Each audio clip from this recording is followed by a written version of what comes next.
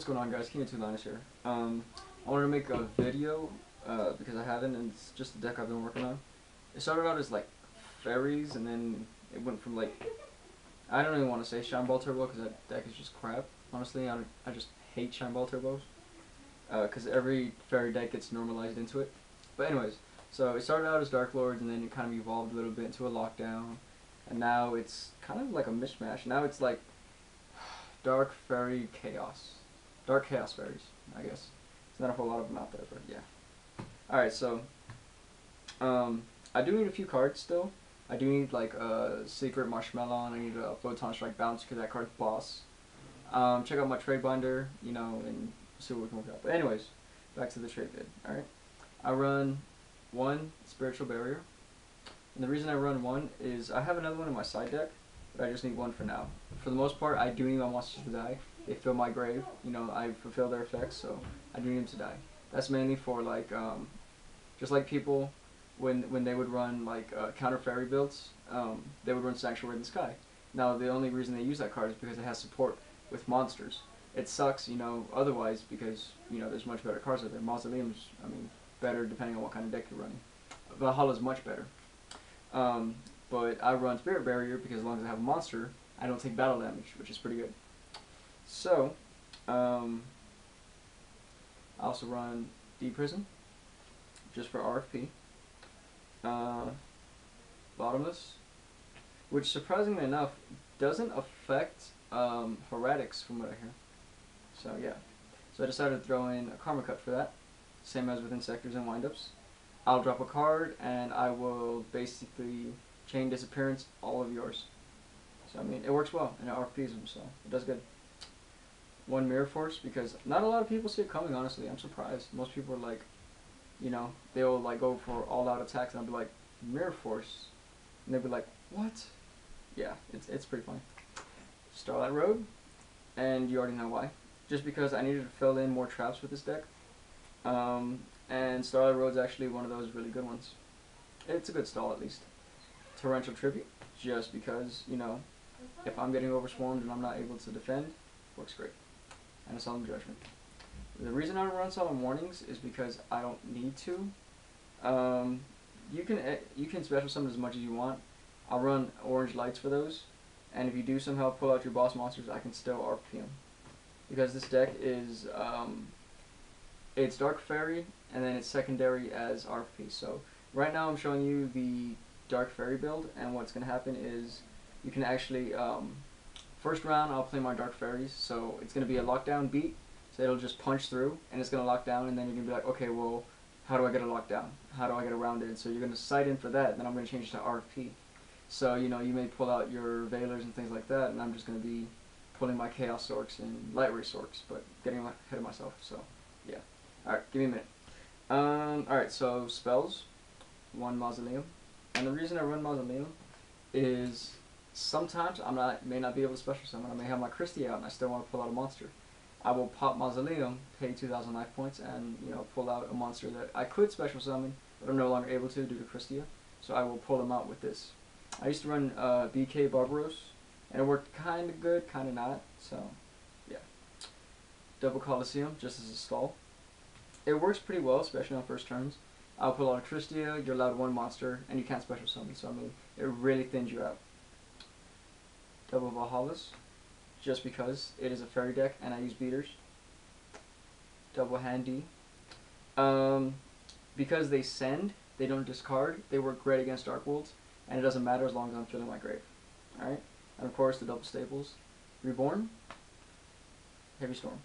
I'm looking for those in like Metal Raiders. I think Monster Reborn is LOB series, but if I can get those in like Ultra, the originals, I don't care if they're really first ed. But I really would like them mint in Ultras if you guys have those. Again, check out my trade binder, see if y'all find anything you like. Alright, double Heralds. I don't run Veilers because I run Heralds. Honestly, why negate the effect for one turn when you can just negate the activation and kill it? Double Giant Germs. And the reason I run Giant Germs is because they special summon themselves. They give me a little bit of burn for you, and they basically take care of filling my graveyard with darks, and you'll see why. One Blackwing Gale. One, because it's dark. Two, because it's the tuner. and it's level 3. I can pull them out with my next card, Mystic Tomato. And I can pull them out, I can use his effect, I can drop your really strong monster into something way lower, and then I can swing. You know, I can pull out your strong monster. Because he's a tuner, he's the only tuner in this deck besides the Heralds. So, I mean, I don't tune a lot, but, you know, nowadays you don't really need to anyways. Double Nova Summoner, just because they're fairies, they fill the grave with fairies, and they work, you know, they work pretty well. They thin out the deck. Because I'm running Valhallas, obviously. Double Hecatrice.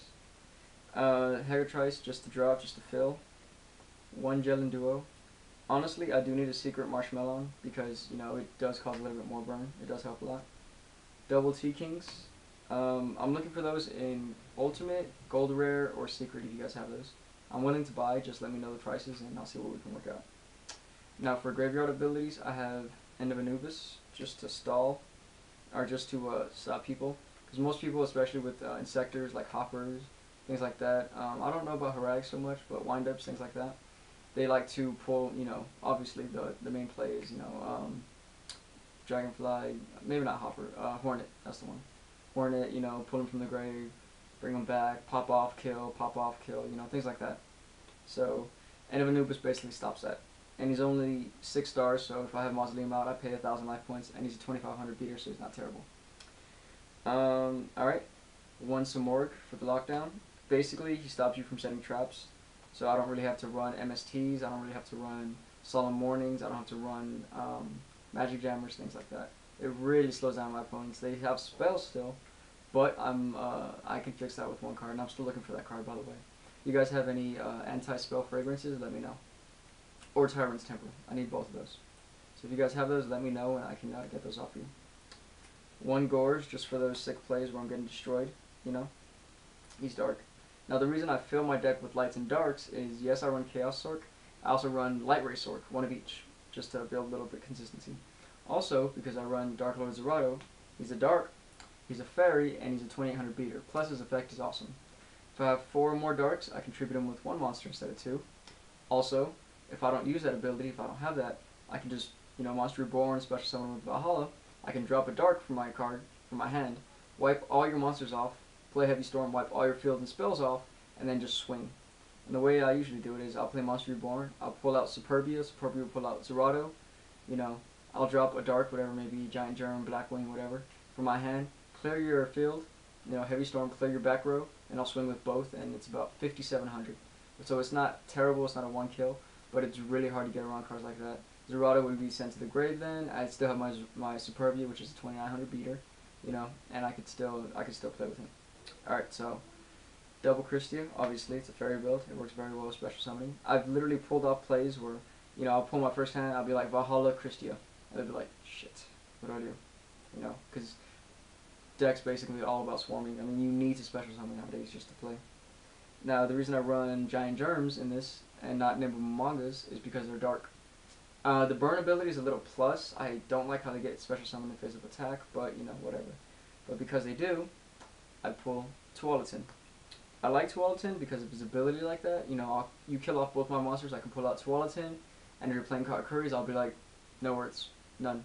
So you can't special summon, you can't normal summon your Earths, so you're basically done. You have no Earths, you can't pull out your Naturias, you can't pull out your Burritos, your Burries, none of that. Yeah, I think so. Alright, that being said, 1 Superbia, just to bring back Christias and such. Double Asmodeus, just because they're 3,000, they're darks, they're fairies, and they can pitch still. Their effect is, once per turn I can take a fairy from my deck, put into my grave. So I mean, it itself is a foolish burial, so I mean, it works pretty good. So that's my main deck. I'm going to show you my side deck and then my